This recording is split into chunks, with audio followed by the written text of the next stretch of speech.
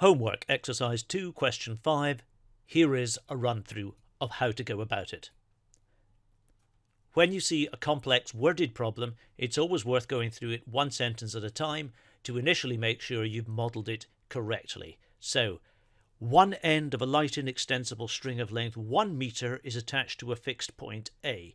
I guess it's fairly safe for me to do that. A particle of mass m is attached at the other end. I'm not going to mark that in just yet because I'll find out what's going on.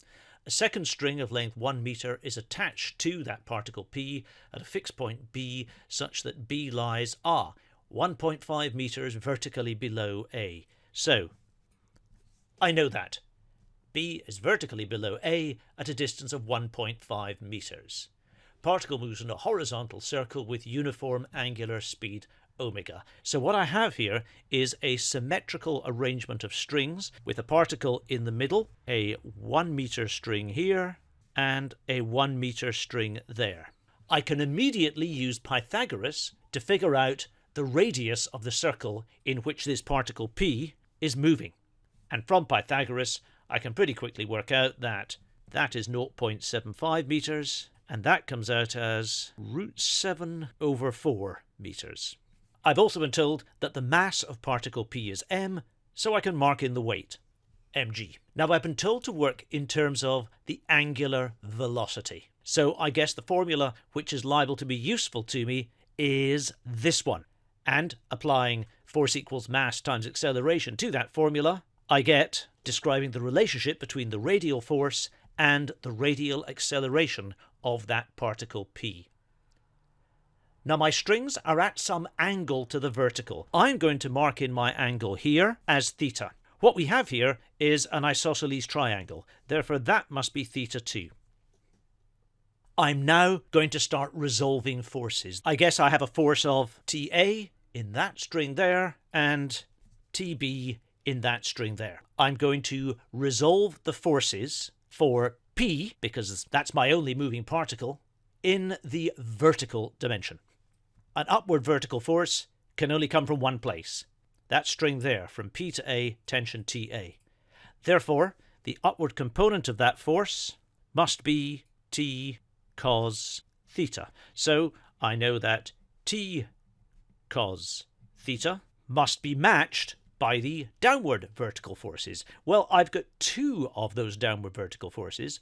The first one is provided by the weight of the particle. And the second one is provided by the component of that tension that acts in the vertical direction. And by symmetry, that's just going to be TB cos theta. Oh, and don't forget that that's TA. So there you are. I have my equation for the forces in the vertical direction. Resolving horizontally is simpler, because the only forces I need to worry about are the two tensions in the two different strings. So, resolving horizontally, I get radial force is TA sine theta plus TB sine theta, and that has to deliver my radial acceleration, mr omega squared. But look, all these sine thetas and cos thetas I can replace with values, because sine theta is simply opposite over hypotenuse, or √7/4/1, and adjacent over hypotenuse is 0.75/1, or 3/4. Therefore, this equation here can morph instantly into that, and this equation here, in a similar way, becomes that. But I can replace that TA by substituting in a value from this equation here, because this equation here can be rearranged to give me that. Let's look back at the original problem.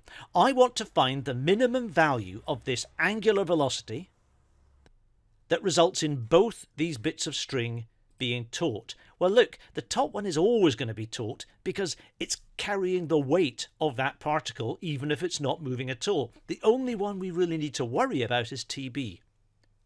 Therefore, what we need to do is find the minimum value of omega that gives you a TB greater than or equal to 0. So I simply need to combine these two equations here to get that limiting value of TB. Notice that I can simplify this equation here because that r there is also root 7 over 4. I can instantly cancel out all those root 7 over 4s. So that TA there becomes 4/3 mg plus TB. That TB there is just TB. And that is m omega squared. Now it's just a bit of algebra. I can take that over to that side and I get 2TB equals m omega squared minus 4/3 mg. I know that that has to be greater than or equal to 0. So I just need to solve m omega squared is greater than or equal to 4/3 mg. I cancel out the m's and I get omega squared is greater than or equal to 4g over 3, which is equivalent to omega greater than or equal to 2 times square root of g over 3. So there's quite a bit of algebra down here, but the critical bit of the mathematical modelling is all up here. That's the real maths of the problem, and spotting that you need to home in on that TB value.